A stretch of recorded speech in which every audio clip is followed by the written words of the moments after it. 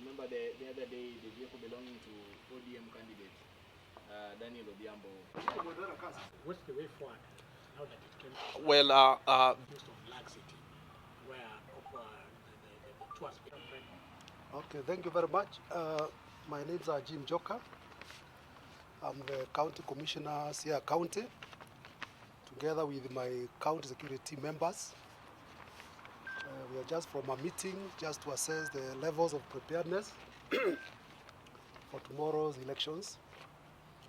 I want to take this opportunity, first of all, to thank the members of the county security team for the job well done in terms of preparations to ensure that the county is secure and peaceful during the voting, which will take place tomorrow, Tuesday, on the 9th of August 2022. I want to take this opportunity also to thank the members of Siaya County for maintaining peace during the electioneering period, which has been largely peaceful. I also want to take this opportunity to thank the candidates themselves, gubernatorial, senatorial, even the MCAs, all levels, for conducting by and large peaceful campaigns. We want to thank them for that.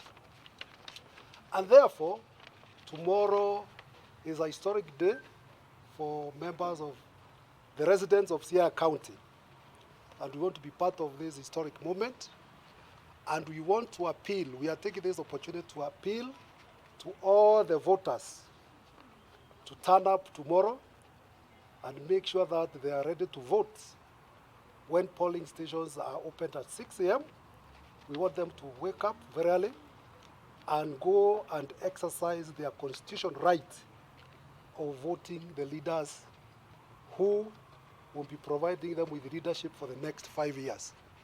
It is their constitutional right, it is their mandate to make sure that they get right leaders. Bad leaders are elected by good citizens by refusing to vote. And therefore, we are appealing for 100% voter turnout. In that regard, me and my county security team, we want to assure all the voters that there is adequate security to protect the voting materials, the voters themselves, and also the members of public, one will be doing the voting. We are also appealing for the partnership between the security agencies and the members of public to ensure that we conduct a peaceful elections.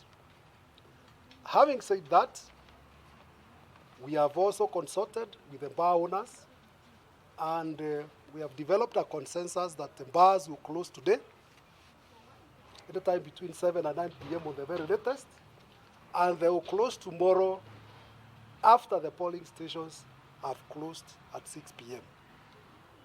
We are doing this to make sure that our people remain sober so that they can be able to make sober decisions of voting correct leaders.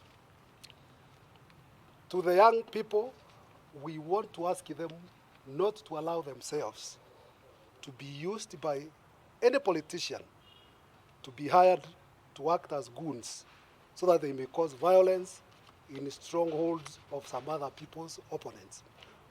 We know that some politicians may be tempted to stop voters turning out in large numbers in areas which they perceive their opponents have an upper hand on them. And therefore, we want to take this opportunity to warn the candidates to desist from hiring goons for whatever reason. And if they attempt that, then they will be arrested and taken to court, and they will face the full force of the law. To the young men, we are warning them well in advance. They have maintained peace during the campaign period, and we are appealing the same to them to make sure that they are not hired tomorrow. Because if they are hired again, if they allow themselves to be hired again, they will be arrested, taken to court, while the people who have hired them will be resting with their families, and they will not even be available to help them.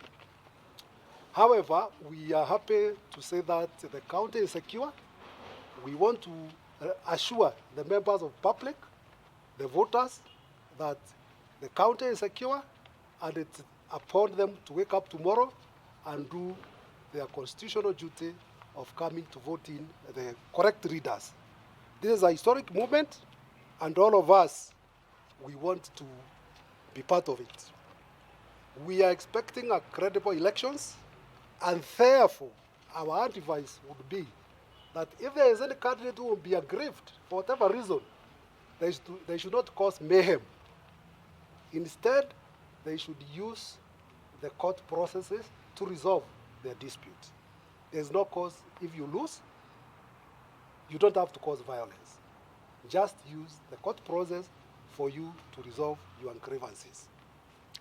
We are also saying that we know that there are many observers, and we welcome them. We have received them in our offices. All these stakeholders are here to ensure that we have credible elections, and therefore we anticipate that all candidates will be able to accept the outcome of the results. They will have to accept the will of the voters. As part of the security arrangements, patrols have already commenced. We have adequate personnel. We have adequate vehicles. We have sufficient numbers. We have enough police officers who have been deployed. More will even be joining the county at night, and therefore there is no gap in as far as security arrangements are concerned. All systems go. Asanteni sana. Maybe the county police commander will make a word. Elections, it has been a continuous process, and work will continue even after 9th. So let us not read too much on the work that is being done.